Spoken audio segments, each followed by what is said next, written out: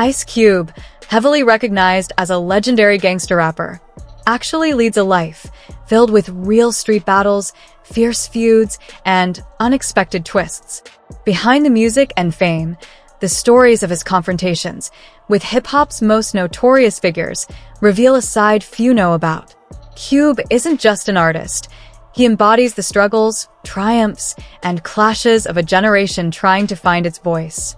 As a prominent figure in the industry, he has faced countless challenges, whether through rivalries with other artists or navigating the complex dynamics of the entertainment world.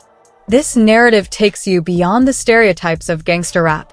It highlights how Cube navigated these tumultuous waters, challenge by challenge, marking milestones that many would only dream of achieving. He balanced authenticity with creativity, bringing a voice to those often unheard, while standing firm in his beliefs. His experiences, in a world rife with conflict, showcase not just a rapper, but a survivor and a visionary who adapted to the changing tides of hip-hop. With each story, you gain insight into the heart of a man whose journey is as compelling as the music he produces. Ice Cube's life isn't merely a timeline of victories. It's a testament to resilience, determination, and the deep-rooted connections to his roots. Dive in as we explore the intricate web of his history, rivalry, and the making of a legend in hip-hop culture. Ice Cube's authentic street life and battle with Suge Knight. Ice Cube, often dismissed as just a gangster rapper, actually lived a life steeped in authenticity and bravery. Unlike many in the industry, Ice Cube didn't just rap about street life. He was knee-deep in it, experiencing the harsh realities that shaped his music. His clash with Suge Knight, the notorious figure in hip-hop, exemplifies this truth. This wasn't just another celebrity feud. It was a head-on confrontation between two worlds. Suge Knight was well known for instilling fear, leveraging intimidation to control his surrounding environment. However, Ice Cube was different. He was not easily intimidated. He openly challenged Suge in public, refusing to back down, exhibiting a level of bravery that many others did not possess. It wasn't just about fists and bravado.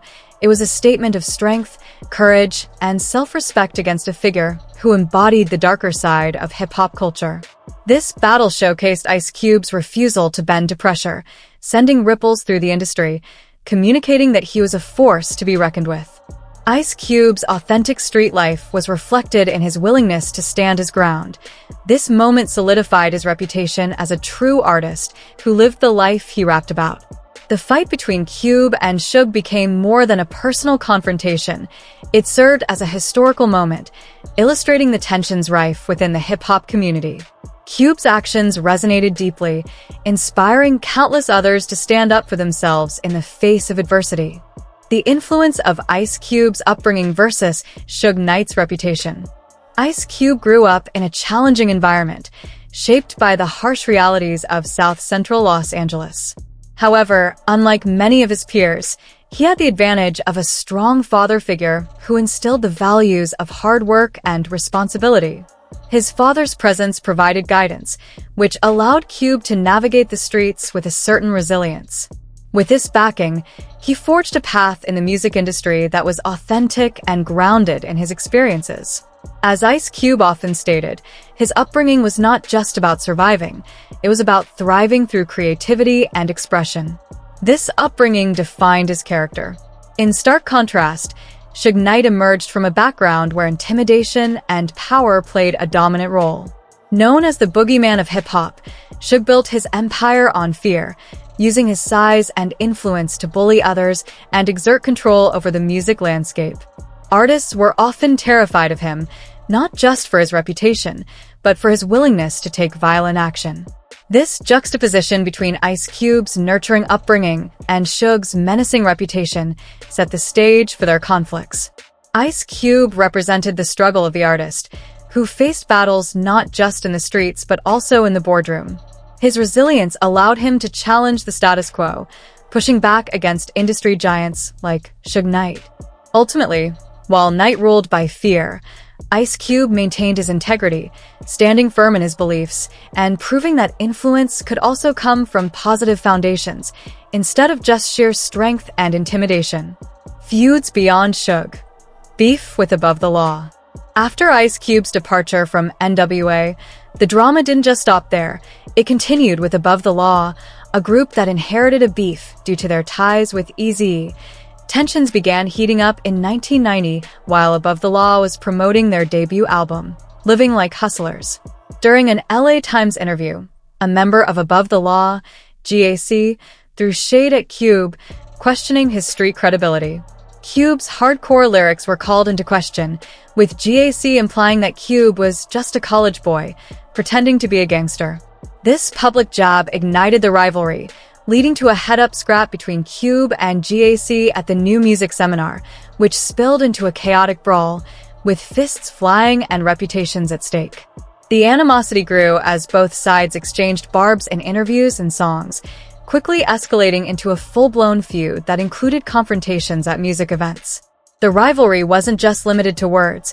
It was punctuated with violent eruptions and fierce loyalty from both sides, as Cube's lynch mob crew stood firm and prepared to defend their leader's honor.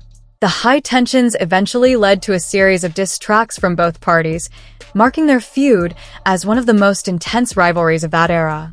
This clash showcased the fierce competition of that period in hip-hop, as artists were not afraid to put their lives on the line for their street credibility and artistic integrity, proving that the world of rap was often as gritty and dangerous as the realities they rapped about. The conflict with Common, a clash through lyrics. In 1994, a significant lyrical clash emerged between Ice Cube and Common, evolving out of an artistic misunderstanding.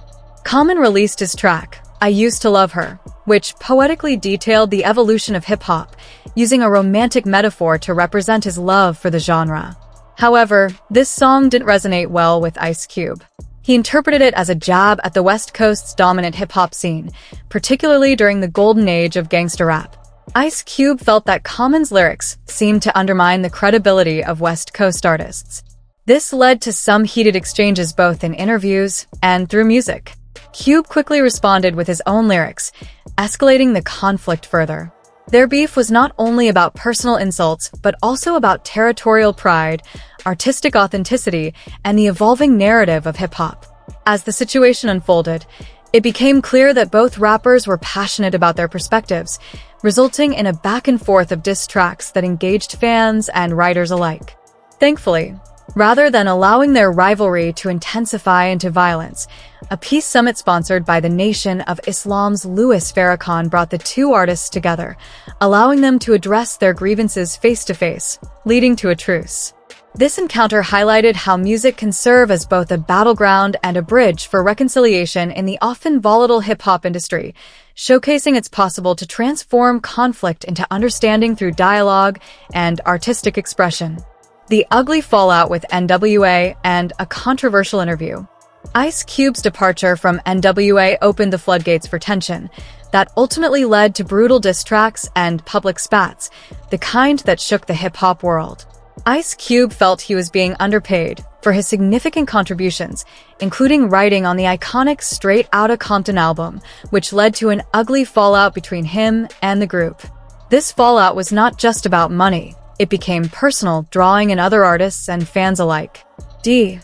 Barnes, a presenter who hosted the Fox TV show Pump It Up, inadvertently found herself caught in the crossfire.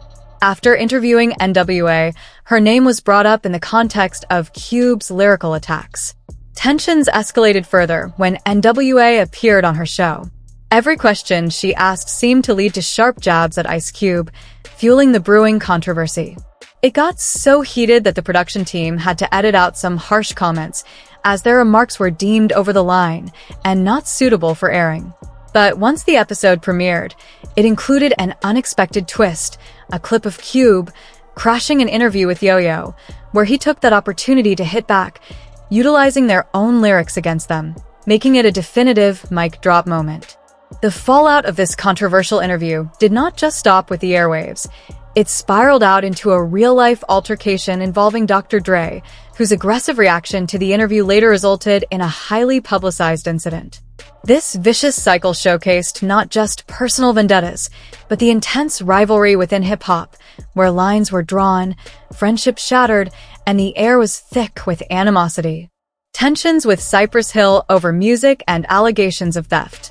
The tensions between Ice Cube and Cypress Hill began to escalate when Cube wanted to use one of their songs for the Friday movie soundtrack. The track, Throw It Up, Light It Up, Smoke It Up, was a standout contribution from Cypress Hill, who had agreed to provide it for Cube's project. However, when Cube heard another track from their Temples of Boom album, he became interested in including it as well. This led to a conflict, as Cypress Hill proudly stated it was the title track of their upcoming release. Cube insisted and they declined, finding themselves at an impasse. The friction intensified, as Cube was known for pushing boundaries, and Cypress Hill remained staunch in their refusal. After the release of the Friday soundtrack, a friend of Burial from Cypress Hill reported back to him, mentioning that Ice Cube's song bore striking similarities to their title track. Burial couldn't help but feel betrayed, listening to Cube's track and recognizing that the hook was eerily similar. It felt like a direct lift, which would ignite further animosity. Meanwhile, Burial shared his frustration with the rest of the group, and Cypress Hill decided it was time to respond in kind. They released a diss track, No Rest for the Wicked, aimed squarely at Cube. The battle quickly escalated, with both sides exchanging barbs through lyrics. Many artists began to take sides, which added fuel to an already fiery environment in the LA rap scene. The competition for notoriety and respect heightened as fans got involved, intensifying the rivalry between two influential groups in hip-hop history. A physical confrontation at a Los Angeles traffic light. In the heart of Los Angeles, an unexpected and intense confrontation played out at a traffic light between two prominent figures in the hip-hop scene. Ice Cube, fresh off a successful career, had crossed paths with LA artists Cam and Solo, who were caught up in a brewing business dispute. The tension was palpable, and as fate would have it, their encounter quickly escalated. With emotions running high, words were exchanged, and it wasn't long before those words turned into a physical altercation. As both artists faced off, it became a moment of pride and show of strength on both sides. Cube, known for his fierce reputation, was not someone to back down so easily. But the scuffle revealed raw emotions and the underlying rivalry that often simmered beneath the surface of the hip-hop community. Memories of past confrontations loomed large, but this incident took on a life of its own. In a rapid exchange of blows, Solo claimed to have gained the upper hand, boasting that he managed to take Cube's chain during the fracas. The exchange showcased not just physical confrontation, but an ongoing battle for respect and dominance within the rap game. While the physical fight may have ended, the repercussions would ripple through the Los Angeles rap scene, sparking discussions and headlines that drew attention far beyond the streets. Moments like these serve as stark reminders of the reality faced by many artists, where pride, ego, and rivalries can come to a head in the most unexpected situations. The effects of this confrontation would linger in the air, highlighting the complexities of street credibility and the fierce competition that defines the hip-hop landscape. In reflecting on Ice Cube's journey, it's evident that his life extends far beyond that of a typical gangster rapper. He navigated a landscape filled with not just musical challenges, but also personal battles that shaped his identity and legacy. Each feud, from Suge Knight to Common and Cypress Hill, showcased not only his fearless attitude, but also the underlying tensions within the hip-hop community at large. These confrontations weren't merely for the sake of publicity. Rather, they reflected the real struggles and emotions of artists striving for authenticity in an industry often riddled with contradictions. Moreover, his ability to stand up against formidable figures and maintain his integrity is a testament to his character. Ice Cube's upbringing, influenced by a strong paternal figure, provided him with the moral compass necessary to navigate these tumultuous waters. As he channeled his experiences into his art, Cube created a narrative that resonates with many, ensuring that his voice remains relevant even today.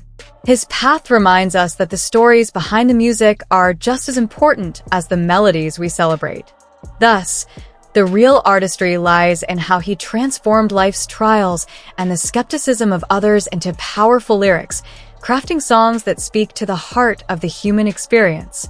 In conclusion, Ice Cube's legacy is not merely defined by his contributions to music. It is intricately tied to his resilience and ability to remain true to himself, reminding us all that the fight for authenticity is an ongoing journey. As we consider his impact, we are left pondering how our own struggles shape our identities and narratives within our respective fields.